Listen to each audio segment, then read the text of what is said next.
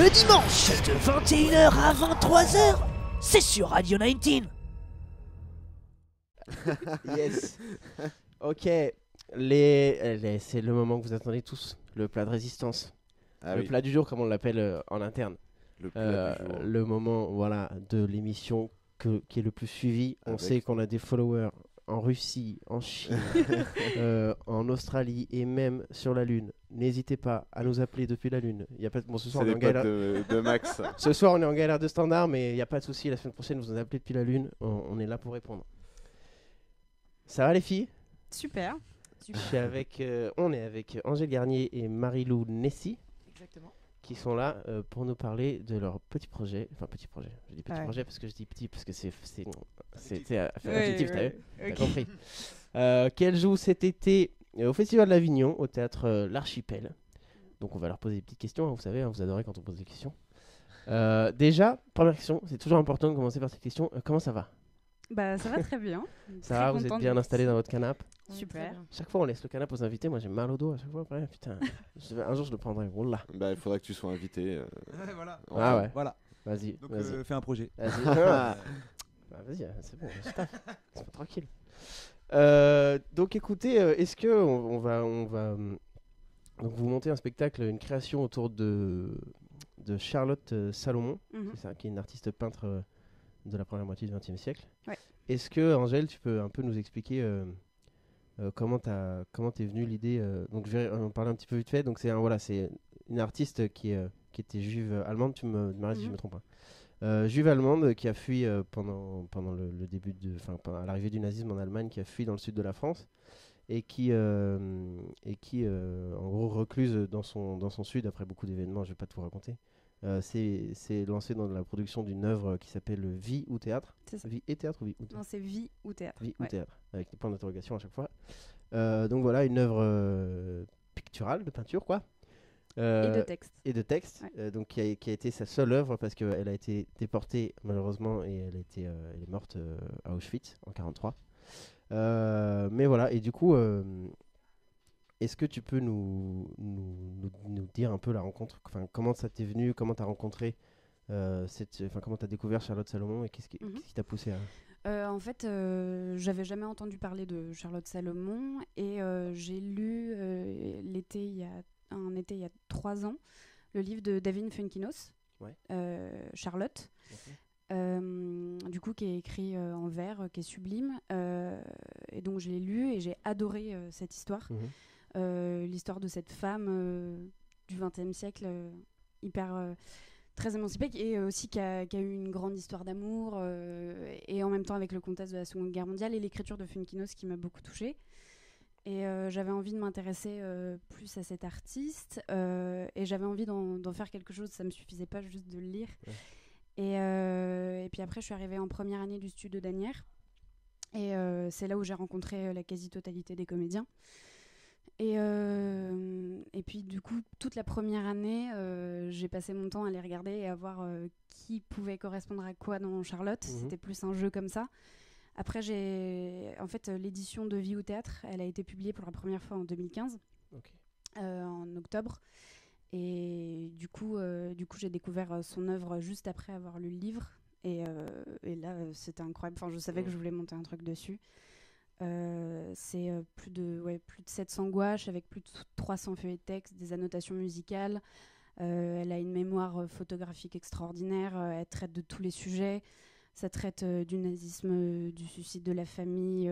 Ça traite aussi des femmes libres. Sa belle-mère était une cantatrice avec beaucoup de pouvoir, avec son père, sa mère. C'est très poétique comme œuvre. Et du coup, j'ai fondé la compagnie tout court en mai 2017. Ensuite, il y a Charles Pateau et Paul Ménieux qui nous ont rejoints au cours du projet. On les embrasse. On les embrasse. Après, on a eu notre première résidence en août, pendant une semaine, dans la maison de Marie-Lou, une super maison à Barbizon. On a eu la chance pour le lieu et en fait, j'ai voulu travailler par improvisation. Tous les comédiens sont jeunes et il y a des personnages qui sont très vieux et j'avais envie qu'ils soient vraiment très proches d'eux, que ça émane d'eux. J'ai vraiment choisi des comédiens avec qui j'avais envie de bosser, des personnalités.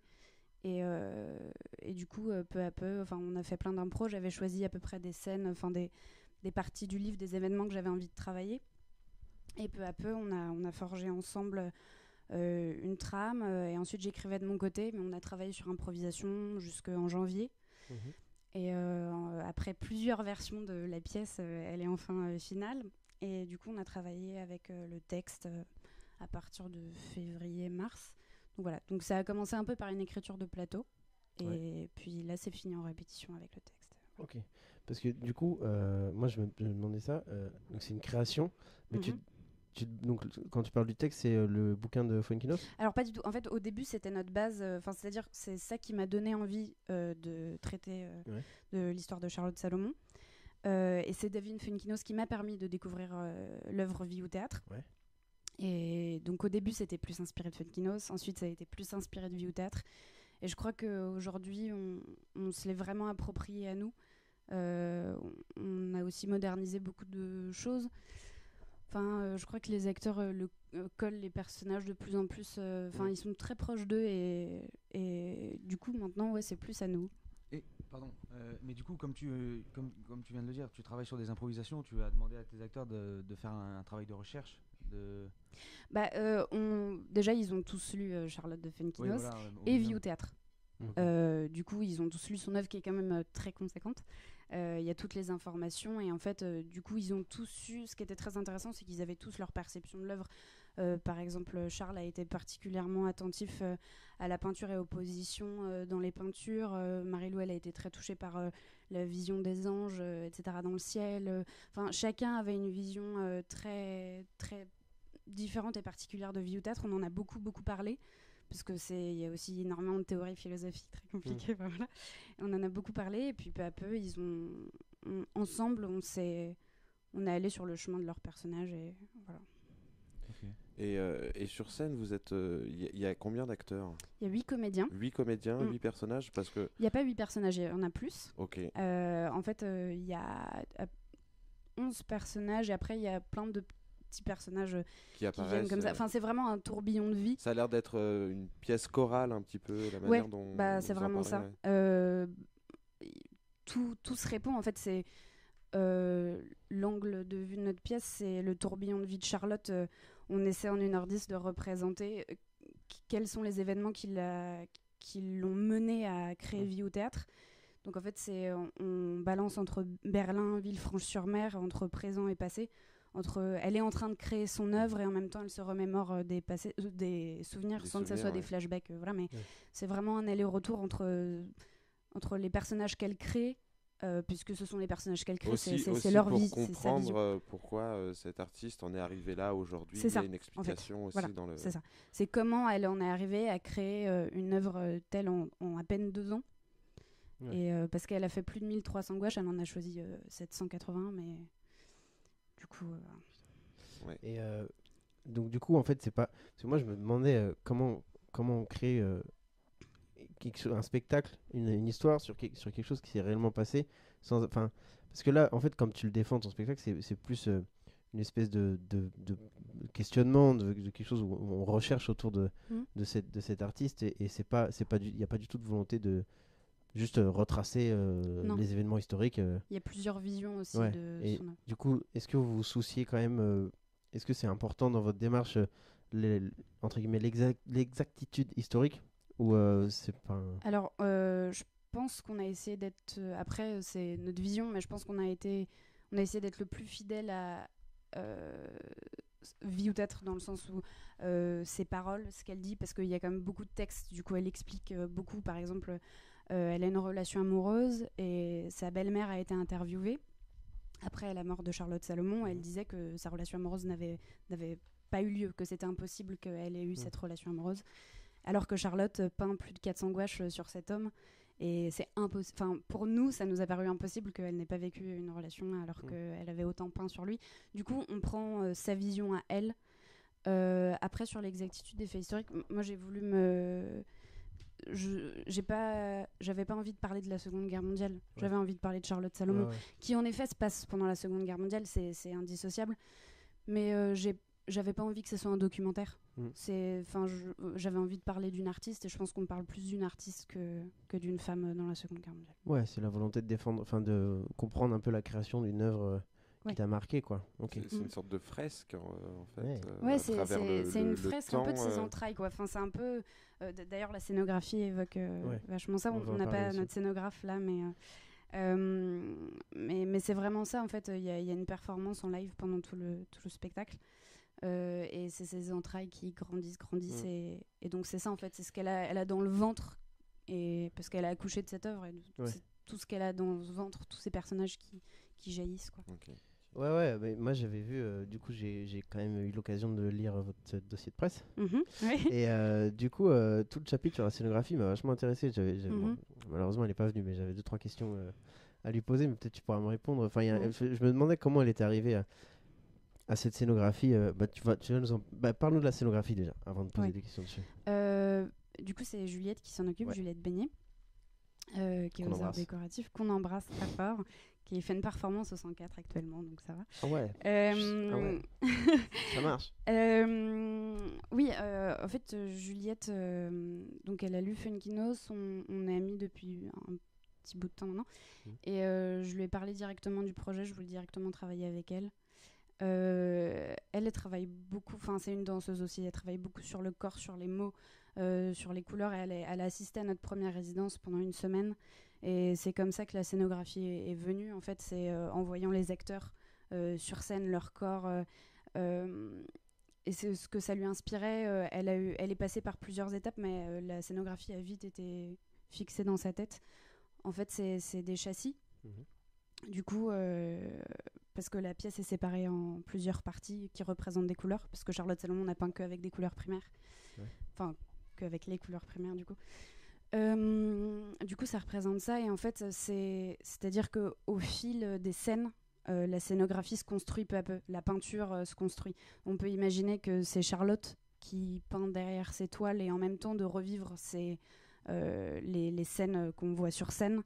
Ça l'inspire pour Vie au théâtre, donc c'est une espèce de petite mime constante. Il y a aussi des ombres chineuses, donc c'est une peinture sur peinture, c'est-à-dire que les gens sur la scène peuvent aussi représenter la peinture, vu que c'est des fonds de couleurs unis. Et donc voilà, et c'est en mouvement pendant toute la pièce. Donc il y a ces 3 châssis, c'est ça? Les 3 couleurs primaires ils bougent pendant le... Putain, ça c'est... c'est bien, ouais. Mais du coup, petite question, juste... techniquement, c'est faisable pour Avignon, ça? Elle est très forte, alors c'est faisable. Respect. Parce qu'en vrai, travailler une vraie scéno, pour le Festival d'Avignon, une vraie scéno, c'est toujours un peu compliqué de mettre ça en place. Après, ce qui est pratique, entre guillemets, c'est que justement, hors les châssis, c'est très léger ce qu'on a sur scène. Parce que du coup, ça décontextualise, il n'y a pas de canapé salon, enfin voilà, c'est vraiment juste les châssis, du coup, ça fait atemporel. Et puis ça représente tout, quoi. Donc, et du coup, c'est 3 châssis de couleurs. Et moi, il y a un truc, justement, je me posais la question en lisant le passage sur la scénographie. Est-ce qu'il y a... parce qu'il y a des petits dessins qui accompagnent votre dossier de presse. Et dans les dessins, j'avais cru... du coup, ça m'a mis cette idée en tête de... pendant le spectacle, il y a de la peinture sur les châssis. Mais je pense... c'est ça. Ah, putain, en fait, il y a 3 châssis blancs au début du spectacle. Sont blancs au début. Et en fait, peu à peu, elle a fait une performance. Et Juliette est tout le temps sur scène. D'accord, ok. Et donc voilà, bon, je vais pas tout dire. Non, mais donc voilà. Faudra aller le voir pour voir. Mais d'accord, c'est bien. Donc elle peint pendant tout le spectacle. Mais du coup, ça veut dire qu'il faut renouveler les. Putain, bien, genre. Ça c'est. Moi j'ai une petite question au niveau de la musique, de l'ambiance sonore. Alors, on a un super compositeur qu'on embrasse aussi, c'est Balthazar Monge. Elle a pris les réflexes. Bah oui. C'est Balthazar. En fait, il est en 2e année au studio d'Anières avec nous. Et au début de l'année, il faisait écouter une musique en classe et j'ai adoré. Et j'ai trop voulu bosser avec lui. Et du coup, il nous compose. Il est en train de finir la composition des musiques, qui est hyper moderne. C'est hyper... comment dire c'est très viscéral comme musique. Parce que déjà, le parler est moderne. Donc je voulais une musique extrêmement moderne. Donc il fait tout... c'est une musique électronique, en fait. Il compose tout et du coup il fait des ambiances sonores, il fait des rythmes et de la vraie composition musicale et c'est assez...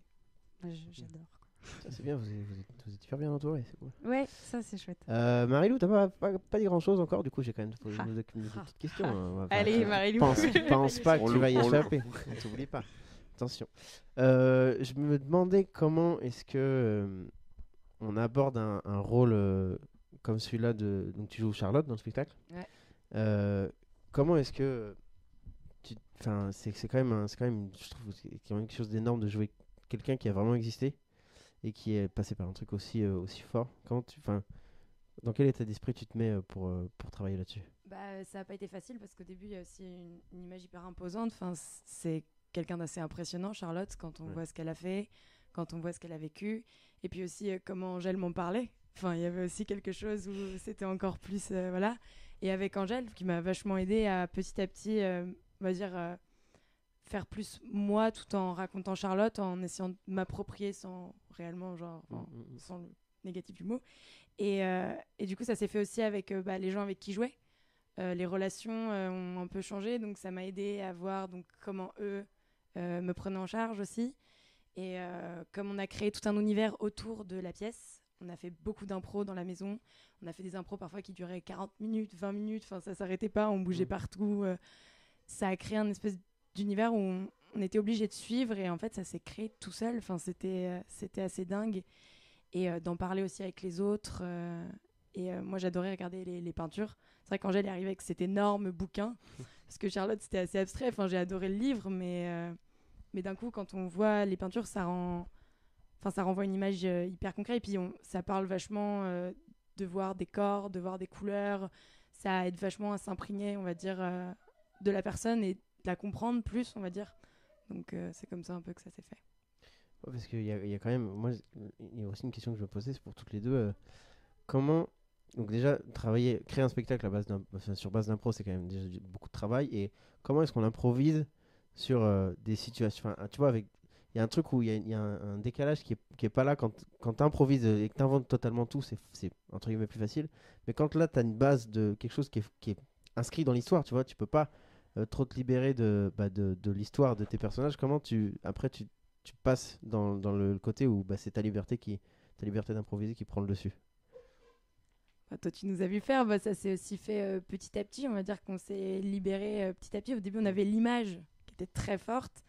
Et c'était le travail justement de s'en détacher qui a été, on va dire, dur. Mais en même temps aussi, on était... ce qui nous a vachement aidé aussi, je pense qu'on était à la campagne quand on a commencé les résidences. Et en fait, la maison dans laquelle on était a créé une espèce d'univers qui a fait qu'on a tous encore ça en tête. Et le fait d'avoir cet endroit un peu à part, avec que nous, d'avoir un jardin, d'avoir un espace un peu vieillot, un peu intemporel et tout, ça a créé quelque chose de très bizarre qui a fait que finalement on était vraiment dans ce lieu-là, quoi. Jamais moi je me suis dit putain là. Vous aviez tous les mêmes images. Voilà, c'est ça. Mais ça se voit encore sur scène. C'est ça qui est fou. C'est que moi quand je regarde une scène qu'on a créée dans le jardin, je les vois encore dans le jardin et je sais que aussi quoi. Il y a un imaginaire collectif qui est assez fou. C'est bien qu'il y ait des repères comme ça qui soient un peu fixés pour tout le monde, qui soient les mêmes. Ouais. Ça nous a vachement aidé, je pense. Et puis aussi c'est un peu bateau, mais je veux dire. Les réactions des personnages elles sont pas marquées dans Vie ou Théâtre et c'est des réactions purement humaines et ce qui m'intéressait c'est d'avoir les réactions de chaque personnalité et vraiment et ça je le pense hyper sincèrement, j'ai vraiment choisi 8 personnalités.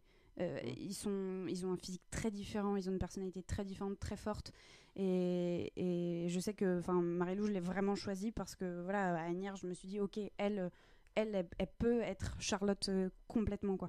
Et donc ce qui m'intéressait c'était ses réactions, c'était son impulsivité, c'était son corps, c'était son mouvement de corps, c'était son regard, c'était tout. Et ce qui m'intéressait c'est d'avoir ça sur scène. Ça tombe bien, tu me donnes une transition plutôt pas mal. Je me demandais justement comment t'avais choisi tes acteurs pour ce spectacle-là. En fait, ça a commencé par Marilou, quand même, Charlotte. Vraiment, c'était un peu bizarre, c'était un peu magique. Je suis arrivée à l'école du studio d'Agnières et puis Et puis, je pense que c'est au début, c'est les cheveux qui m'ont fait penser à Charlotte, un peu rousse à l'époque. Là. Donc voilà, elle avait un regard hyper intense qui m'a fait penser tout de suite à Charlotte, quelque chose de renfermé en même temps très, très, très extraverti. Et du coup, ça c'était assez évident, mais je les ai pas prévenus. Enfin, je les ai vraiment observés pendant de nombreux mois. C'était très inquiétant. Ouais, voilà. Tu les avais choisis sans leur dire, finalement. Ouais. En fait, j'ai vraiment mis, je pense, peut-être plus de 6 mois à leur dire. Parce que, en fait, ce qui était très pratique, on va dire, c'est qu'on était presque tous dans la même classe. Du coup, je les voyais travailler. Ouais, et du coup, c'était super. Et du coup, je voyais plein de facettes d'eux. Et puis, c'était vraiment une évidence pour tous. Il y a 2 comédiens qui sont partis. Et en fait, quand j'avais déjà pensé à Paul, qui pouvait pas, parce qu'il avait un autre projet. Et puis après, je suis allée à Avignon. Et dans la pièce Elsa, d'ailleurs, j'ai vu Charles. Et moi aussi, mais moi, j'ai pas été pris, je sais pas pourquoi. Pardon, pour moi, je jouais avec Charles, avec Paul, et je sais pas de coup de fil, quoi. Charlotte, je connais pas, c'est incroyable. La prochaine. Et du coup, j'ai vu Charles, et il joue le père de Charlotte, et c'était trop ça, quoi. Ouais, putain, donc, Charles, putain, en daron, il est incroyable. Mais vraiment. Et du coup, j'ai demandé. Et puis, en fait, tout s'est bien fait parce qu'en fait, maintenant, quand je vois les distributions, je me dis, c'est ça depuis le début, quoi. Enfin, je veux dire, j'ai aucun regret. Et puis après, j'ai demandé à Paul, je pense, en novembre, et qui a finalement accepté. Du coup, il nous a rejoints en cours de route. Oui, et c'est un grand-père extraordinaire. Et voilà. Et puis, les autres aussi, Nina, Camille, Léa, Juliette. Voilà. Ils s'oublient pas. Et Com. Mais Com, il est toujours là. Ok. Je regarde mes fiches. Ah oui, j'avais une question qui m'était venue tout à l'heure. Donc il y a toutes ces impros, tout ce processus de création, mais j'imagine que tu es obligé de... Enfin, faut diriger les acteurs. Qu'est-ce que tu leur as donné un peu comme clé? Sur quelle matière vous êtes basé pour créer tu vois, il y a des trucs où j'imagine que tu leur as demandé de faire peut-être des cartes blanches ou des trucs comme ça, où tu peux pas tu les as pas... laissé dans la nature, genre vas-y, improvise non. sur Charlotte. Ouais. En fait, à notre première résidence, c'était surtout basé sur Charlotte de David Funkinos. Okay. Du coup, j'avais relu le bouquin à peu près 40 000 fois. Ouais. Et j'avais découpé En fait, j'avais choisi des événements qui étaient décrits dans le livre. Pour en faire une impro. Donc par exemple, il y avait cet événement qui est toujours là d'ailleurs, il y avait une soirée d'anniversaire, et puis Charlotte était jalouse, et donc on a fait une soirée, donc on a demandé j'ai demandé en impro on a fait une vraie soirée. Voilà. Super. Voilà. Et puis il y avait une crise de jalousie de Charlotte, donc en fait c'était en fait il y avait 2-3 lignes, on relisait le passage ensemble avant chaque impro. Okay. Il y avait donc c'était des scènes découpées, je sais pas, il y en avait peut-être 30. Et puis on a travaillé sur ça, et en fait on les refaisait, pas trop pour épuiser la chose non plus, mais on les refaisait peu à peu, on trouvait une structure qui nous paraissait logique, et en fait on est parti sur ça, et ensuite on est retourné à Vie ou Théâtre, enfin on est allé vers Vie ou Théâtre. Là il y a eu beaucoup d'autres scènes, et parce que c'est immense, donc on a eu 40 000 autres scènes en plus, et en fait on s'inspirait vraiment d'événements, et puis on a aussi créé d'autres scènes qui n'étaient pas dans les ouvrages, mais qui nous plaisaient. Mais ça, par exemple, ça c'est et le processus de travail avec les acteurs, mais j'imagine que c'est aussi le processus d'écriture pour avoir finalement à la fin un texte. C'est ça. Et là, on rentre dans un autre travail où il faut apprendre le texte et revenir à quelque chose qui a été écrit finalement. Ouais. Comment la transition s'est faite à ce moment-là? En fait, la première version de Charlotte que j'ai écrite, je crois qu'elle date quand même de novembre, ou peut-être quelque chose comme ça. En fait, j'ai écrit en même temps qu'on faisait des impros, et je leur faisais une lecture. Au fur et à mesure. Ouais. En fait, il y a vraiment une évolution. Enfin, c'est vraiment un dialogue entre les acteurs et moi, l'écriture. Et du coup, moi, j'étais dans ma petite chambre, j'écrivais mon texte. Ensuite, je les voyais faire des impros, je leur faisais lire. On a fait des lectures peu à peu. Après, on a commencé peu à peu à entrer avec du texte. Ensuite, on est retourné aux impros. On a fait du texte, des impros, du texte, des impros. Et peu à peu, il y a eu une version qui était, je pense, un peu mieux, quoi. Et c'était en mars, je crois. Il y a eu beaucoup de versions. Oui, il y a eu beaucoup de versions. Et en mars, avril, je suis arrivée à une version qui me plaisait plus. On a commencé vraiment à se pencher vers le texte. Et puis là, je l'ai réécrite en mai. du coup, ce mois-ci. Et là, c'est notre version quasi finale. Et on reste sur un travail où, du coup, il faut suivre le texte à la lettre, ou est-ce que même finalement, sur scène, les acteurs peuvent se laisser aller dans les mêmes sensations qu'à l'improvisation, par exemple? Alors, là, ce que je leur demande, ce qui est particulier, c'est de retrouver les mêmes sensations d'improvisation avec le texte. Parce que, je sais pas si tu peux ajouter quelque chose aussi de ton ressenti. Mais... Nous, déjà, moi, j'ai pas du tout senti le passage au texte. Enfin, c'est-à-dire que ça s'est vraiment fait. C'est-à-dire que même quand là, on m'a dit passage au texte, j'ai fait ah mais oui putain, il y a le texte. Enfin, c'est hyper bizarre. Mais en fait, Angèle aussi remodèle. Enfin, ça bouge beaucoup quoi. Là, c'est fixé, mais enfin comme il a beaucoup bougé avec nous.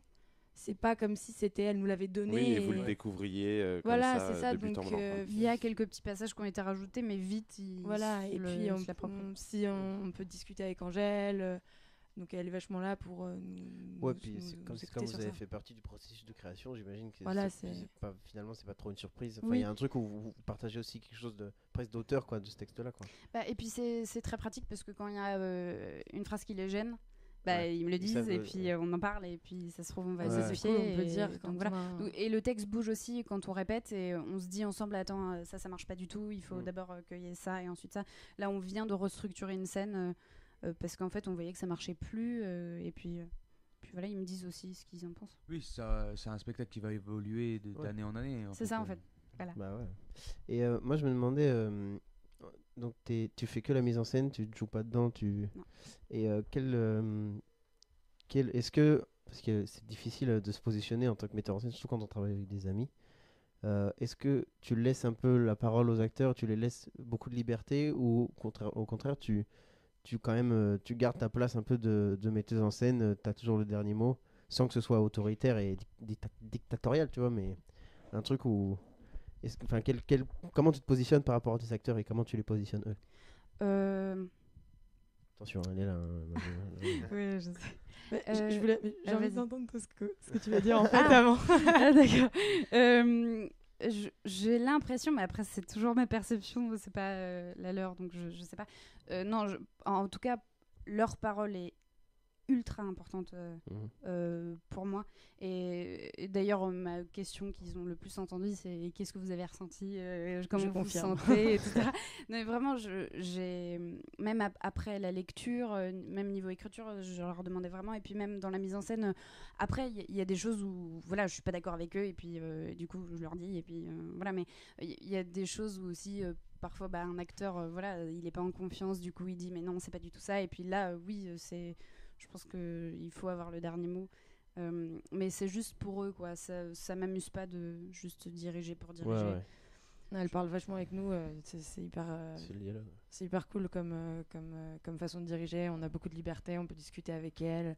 Toujours là pour répondre à nos questions, pour nous remotiver et tout. Donc c'est cool. Je dirais même que c'est une chance. C'est une grande chance, ouais. Je pense qu'on a vraiment beaucoup de chance. Et j'ai jamais eu cette impression de vision paf à laquelle on doit coller. Enfin, c'est vraiment un truc comme si tu avais pris sans qu'on s'en rende compte. C'est hyper agréable en fait de faire partie aussi de la création parce que c'est pas juste tu te mets là, tu fais ça. Ce serait chiant. C'est bien, c'est noble de ta part parce qu'il y a beaucoup de. Enfin, je sais il y a une tendance que je comprends d'un truc où comme on est metteur en scène, on dirige le truc, il y a parfois des propositions des acteurs qui peuvent être très intéressantes parce qu'ils ont quand même un œil autre, tu vois, et parfois il y a beaucoup de gens qui se ferment totalement, qui sont persuadés que leur vision c'est la bonne et que nique ta mère, fais ce que je te demande, tu vois. Après aussi je crois que en plus de tout ça, parce que je pense que ça me correspond plus de partager la vision avec les gens, en plus de ça c'est mon premier projet et je crois qu'on avance ensemble aussi, je veux dire il y a des fois où leur sentiment en tant qu'acteur me paraît aussi supralégitime, quoi. Et donc voilà. Ok, tiens, tu réponds à toutes mes questions. Je voulais te demander si c'était ton premier projet. Vas-y, Simon. Non, mais justement, par rapport à Avignon, on peut peut-être rappeler les dates. Vas-y. Du 6 au 28. Du 6 au 28. À 17h40. Les jours pairs. Les jours pairs. À 17h40 au théâtre L'Archipel.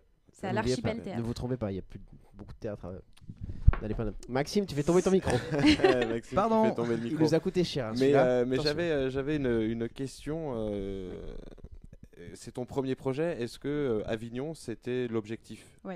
Quand- C'est clair, c'est net. c'est bien, c'est- ouais, bah, quand on a fait la première résidence, c'est ce que je leur ai dit. Je leur ai dit, on va aller à Avignon. Et puis On ils a m'ont fait dit, ouais. voilà. Ouais, donc Et, ça a été vraiment. C'était pas on crée un projet, ensuite on va démarcher les théâtres. Non, c'est Non, d'abord on démarre. c'était par, ouais, c'était direct Avignon. On a la chance de jouer à la Brèche le 24 juin. La famille. La Brèche d'Aubervilliers. Et puis voilà, après, le but, c'est de Là, vous ne continuer. l'avez pas encore joué en public. Non, là, on l'a pas encore joué au public. Ok. Donc le 24 juin, Première, 24 juin. ce sera Ouais. la première. Est-ce que on peut prendre des places et tout? Bah ouais. On va venir, je pense. Ok, ouais, Ah, super. Non, je pense qu'on va venir. Moi, je vais venir en tout cas. Ah, Je vais, trop cool. je vais même venir en vélo. Alors, donc Ça, tu dis c'est ça le. exprès parce que moi je me suis fait carotte mon vélo. Espèce d'enfoiré. Qu'est-ce que je voulais dire? Putain, j'avais une question. Ah, si, j'ai une bonne question en plus. Mhm. Donc, t'as fait ce spectacle dans l'objectif de faire Avignon. Et je me demandais, bon, évidemment, tu dois être encore concentré à fond là-dessus parce que ça arrive très bientôt. Mais là, maintenant qu'on arrive, parce qu'en plus, ça fait longtemps que tu restes sur ce truc-là, ça fait 3 ans presque, tu m'as dit, sauf que tu as lu Ouais. le bouquin. Ça fait 3 ans que tu travailles là-dessus. Ça fait quoi depuis l'été dernier que vous avez fait la résidence que vous Ouais. créez ensemble. Ça approche. Et dans quel état d'esprit tu te trouves à l'approche de presque l'apogée du truc? Et surtout, qu'est-ce que tu vois après? Après. Ouais. Bah déjà, j'ai hyper hâte d'Avignon. Enfin, je suis super excitée de jouer à Avignon. C'est notre premier Avignon pour la plupart. Donc ça, c'est super chouette de partager ça tous ensemble. Après, Avignon, c'était mon objectif. Mais maintenant, mon objectif, c'est de la faire tourner. La pièce Charlotte, donc voilà, j'espère. On a une chargée de diffusion. Du coup, c'est bien, on fait c'est ça vrai bien qu'on pour va un premier. pas- Ouais, la vache. Putain. Du coup, Ah j'espère. bah, Angèle, elle est bien organisée. Ah, ça a l'air. Merci. Du coup, on espère qu'il y ait des pros et pouvoir les tourner dans des têtes. On est en train de vraiment d'envoyer plein de Ouais, il faut. hein, de faut- mails, de faut aller coups de casser les téléphone, portes. Ouais, voilà. ouais. On aimerait bien jouer même partout en France dans des petites C'est bien ça. salles. Ça c'est bien sûr. Ça, c'est bien, C'est ça. la clé. Hein. Bah ouais, c'est Il y en a beaucoup C'est qui ça. se ferment. La semaine dernière, on en parlait encore avec nos invités la semaine dernière autour de ma pierre, il le fera pas nuit, qui joue aussi à Avignon. Et on parlait de ça, de cette volonté de. Il y avait beaucoup qui se concentraient uniquement sur les théâtres parisiens. oui, alors Il y avait un que- peu ce truc, il faut jouer à Paris, quoi. Mm. Alors que faire des tournées en France, c'est juste. Enfin, moi, j'ai jamais fait, mais de ce que j'entends, c'est un bonheur, quoi. et Oui, c'est et hyper puis important. quand on est une petite compagnie, jouer à Paris, c'est hyper compliqué. Ouais. C'est que dans des théâtres privés super chers. Ouais, ouais. Et enfin, aussi dans la morale, ça m'intéresse d'aller dans plein de petites villes, etc.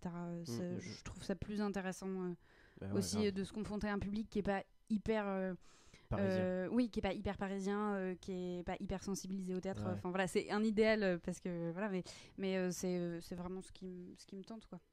Bah bien, ouais, félicitations. Moi, à chaque fois. Ah, merci. Ouais, ça donne envie. Ouais, à mort. Moi, j'ai posé mes questions, les gars. Vous avez d'autres questions? Non, mais.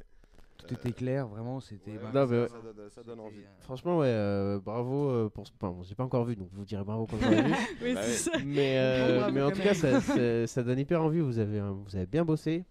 Enfin, j'espère. Mais pour un, Ouais. pour un premier projet, c'est Bah ouais, vraiment, pour un premier projet, franchement. 3 ans et tout. Bah, c'est là où moi j'adore en fait le truc où c'est d'abord dans la tête. Pendant 3 ans, c'est dans la tête et tout. Et alors je sais pas, bien sûr, il y a à un moment donné, il y a un truc personnel qui rentre en jeu. Mm. C'est quand que j'ai la force d'y aller, c'est quand que Ouais. je me dis que Ouais, c'est de toute ça. façon, j'ai rien à perdre et tout. Et moi, je trouve ce moment entre guillemets le plus beau, c'est quand maintenant c'est bon, j'y vais, j'y suis. Mais alors par contre, le truc de la Chargé de diffusion. des chargés de diffusion et tout, c'est des trucs, ça c'est. Ah ouais. Ça peut que encourager quelque chose j'ai envie de dire merveilleux pour la suite, c'est normal parce que tu m'as compris quand je dis merveilleux, Ouais. vous jouerez forcément en fait. Parce que vu. Parle dans le micro, s'il te plaît. Ah ouais, pardon. Ouais, C'est vrai que je suis Excuse-moi, tellement hein, pris par t'étais dans une envolée lyrique, mais juste. Ouais, sinon- pardon. Non, en vrai, on peut que vous souhaiter le meilleur, quoi. C'est Ah sûr, bah, c'est- merci, c'est Ouais, super merci, hein. Vous gentil. donnez tellement du vôtre et ça donne envie, ouais, ça donne Ouais. absolument envie. Ça, Ah. Ouais, j'ai pas de mots en fait. Ah ouais, Ça c'est donne gentil, envie, c'est ça bien. nous touche. Du 6 au 28 avril. Hein. Voilà, Juillet. Juillet. Avril. Juillet. Attends. Du 6 au 28 juillet, les jours pairs, au Festival Avignon Théâtre L'Archipel à 17h40. Ouais, Exactement. c'est ça. Putain, quelle mémoire, Antoine. Et le 24 juin, à la Brèche, il y a 2 représentations le 24, c'est ça? Ouais, c'est ça. Dimanche Une 24. vers midi, une vers 19h. Il n'y a pas encore Ok. les horaires fixes. Ouais, c'est la Brèche, hein, on connaît. On connaît, mais c'est bien. Allez-y à la Brèche, hein, c'est cool. Hein. Vous avez un dernier petit mot? J'ai l'impression qu'il y avait des... Non? J'ai cru voir un micro s'approcher d'une bouche. Ah non, non, non. Ah non. Tu veux dire quelque chose, Marie? Bah, venez nous voir. Allez, Venez nous voir. on va faire ça. Bon, et merci les filles. On va sans transition, parce que j'aime pas trop les transitions, passer... Ah, t'as pas eu le temps d'en Vous avez bosser. remarqué, on va passer à la 3e musique du soir qui nous sont toujours proposées par Maxime. Bien sûr. Oui, je suis là. Il est là, il est pas parti. C'est Joan Baez, Farewell Angelina sur 19. Dobar dan svima, Radio 19 svaki ponedjeljak od 9 do 11.